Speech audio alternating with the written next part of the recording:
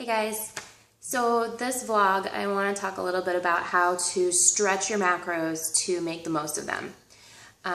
Obviously with any diet, whether you're on, if it fits your macros, intermittent fasting, whatever you want to call it, contest prep diet, regardless of what you're on, you should have a day where you increase your carbs to keep your leptin going so that you are increasing and optimizing your fat loss potential.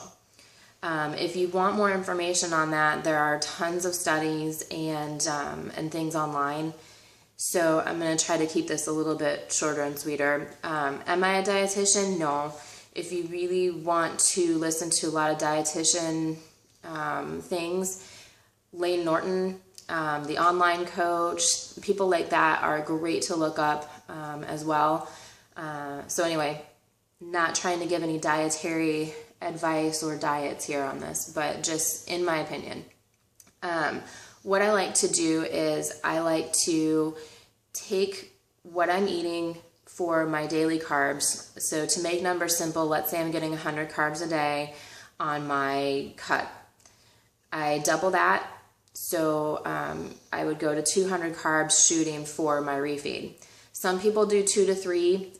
Studies show that 2 to 3 times the amount of the carbs that you're having on your daily intake is what you should shoot for in order to keep your leptin at an optimal level. So we'll just go for 2 in this example. So say I'm having 100 carbs, I'd shoot for 200 on my refeed. And I call it a refeed so that people don't get the wrong idea. When you say cheat meal to a competitor, a lot of times they think, I'm going to run out and have whatever I want, whatever I've been craving all week. So they'll have cheesecake, pizza, burgers, all this stuff, which it's not bad, don't get me wrong. But sometimes it's not really optimizing what you can have for your potential as far as what your body is needing, as far as fibers, good fats, things like that, as well as you end up kind of putting yourself at a mini backslide because you've got so much water weight and everything that can pile on if you're doing it wrong, that you are fighting that for half of the next week and into your next refeed. So I do it this way because it works for me and it tends to give me better results. So what I did yesterday for my refeed is I did a cauliflower crust pizza, paleo style, as well as grain-free raisin cookies. They were completely paleo as well. And I also did some rice pasta, obviously not grain-free or paleo, but tends to be a little bit less in the carbs, and it's better on my stomach personally. So I had all of that, and I'll post pictures on my Instagram and my Facebook, as well as the photos of the recipes that I used. But just for example, the cauliflower crust alone, without any of the toppings, doesn't even reach 30 grams of carbs. In a regular piece of pizza, just one slice, you have roughly 30 to 40 carbs.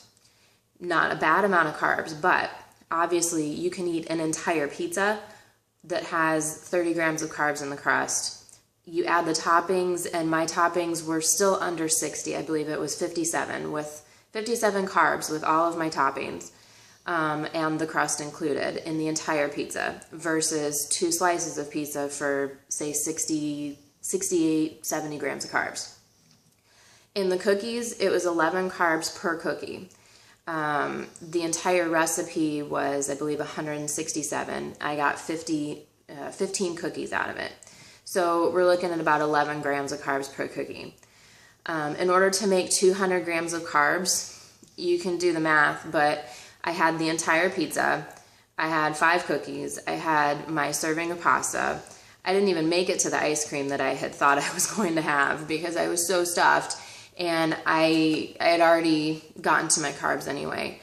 But it just goes to show that you can stretch your food to include what you really want without having to go vastly over the number of carbs that you should be having to raise your leptin levels.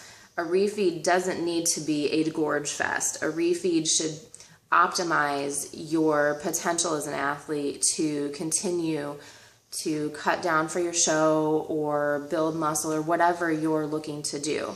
Obviously, if you're looking to build muscle, you don't really need a refeed. You should be getting, your glucose after your workouts anyway to help that muscle potential. So this is not for muscle growth. This is really more for your cutting potential. Anyway, so that's the quick and dirty. I will post the recipes and everything online as well as the photos. But let's just say I was absolutely stuffed last night and I don't have any water retention really today. Abs are still looking great and I feel good. So in my opinion, I like to do it this way. I'm getting great fiber, good healthy carbs, good healthy fats, and I'm still getting stuff that I like to eat.